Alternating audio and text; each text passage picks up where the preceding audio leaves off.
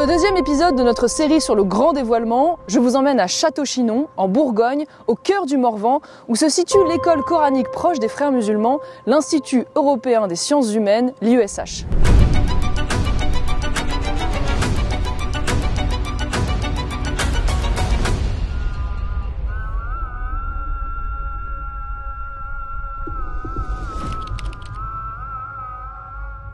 Château-Chinon, le village que vous voyez juste derrière moi, était le fief de François Mitterrand.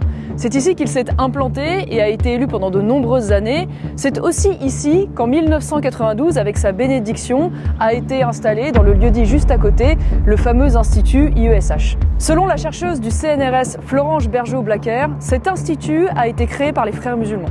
Vous le savez, les Frères musulmans, c'est cette confrérie islamiste secrète qui a pour projet revendiqué la conquête islamique de l'Europe. Si j'ai tenu à venir ici pour vous parler de cette école coranique, c'est parce qu'elle est au cœur de ce projet d'islamisation de la France et de l'Europe. Je vais vous donner 7 preuves de la dangerosité de cet établissement.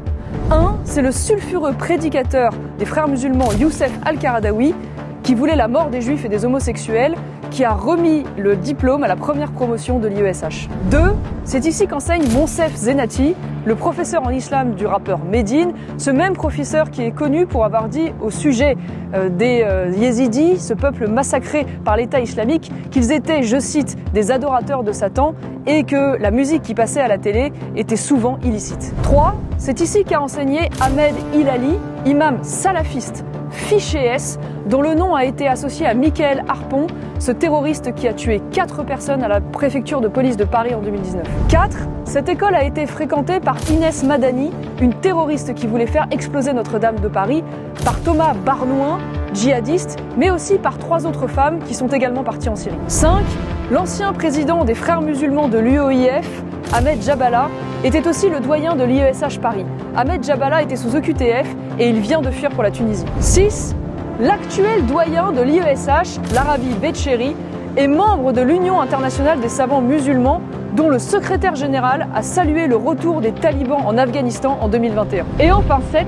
Selon les auteurs de l'ouvrage Qatar Papers, l'école a été financée par l'Arabie Saoudite, régime qui pratique un islam fondamentaliste, mais aussi par le Qatar, soutien du Hamas, protecteur des talibans et grand argentier de la confrérie des Frères musulmans. Alors qu'une grave menace djihadiste pèse sur la France, alors que l'islamisme a déjà fait plus de 230 morts, il est insupportable de constater que les autorités ferment les yeux sur la dangerosité de cette école coranique qui a pourtant aussi pour mission de former des imams. Heureusement, face à ce danger, il y a des lanceurs d'alerte courageux. Pascal Le Petit en fait partie. Je vis dans la Nièvre, qui est la terre un petit peu de mes ancêtres. Je me suis installé en famille.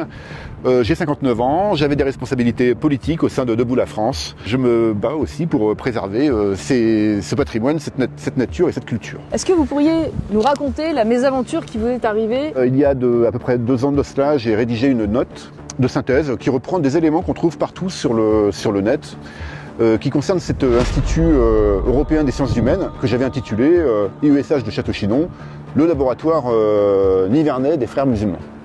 Et je reprenais un petit peu tous les éléments de création de cet institut. Je parlais de financement, je parlais de contenu, stratégie aussi de fausses ouvertures. Je parlais aussi de l'intervention des politiques locaux qui, quelle que soit leur couleur politique, chantent à qui plus fort les louanges de l'IESH, appuyé par la presse locale d'ailleurs qui a un point de vue un regard très bienveillant sur cette institution. Donc, que vous est-il arrivé à partir de là?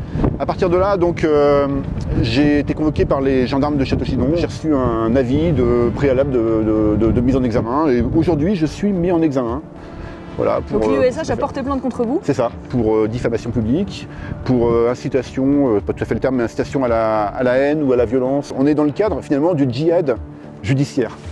Oui, parce que la plainte systématique est évidemment une forme de pression et d'intimidation pour faire taire ceux qui essayent de révéler la vérité. Tout à fait. Et là, rapidement, j'ai eu des messages sur Twitter, notamment, de gens qui me promettaient une décapitation ou voire quelque chose de plus lent. Quelqu'un qui surenchérissait en disant non, ce serait trop rapide.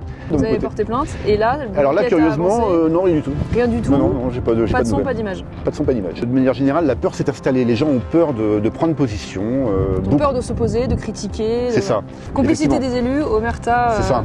pour la population. En fait, on se retrouve un peu pris en otage. La seule chose qui prospère véritablement à Château-Chinon aujourd'hui, c'est l'islamisation. Merci beaucoup pour votre témoignage. Je vous en prie. Et bon courage à vous, et j'espère que justice vous sera rendue pour avoir lancé l'alerte sur ce sujet très grave pour notre nation.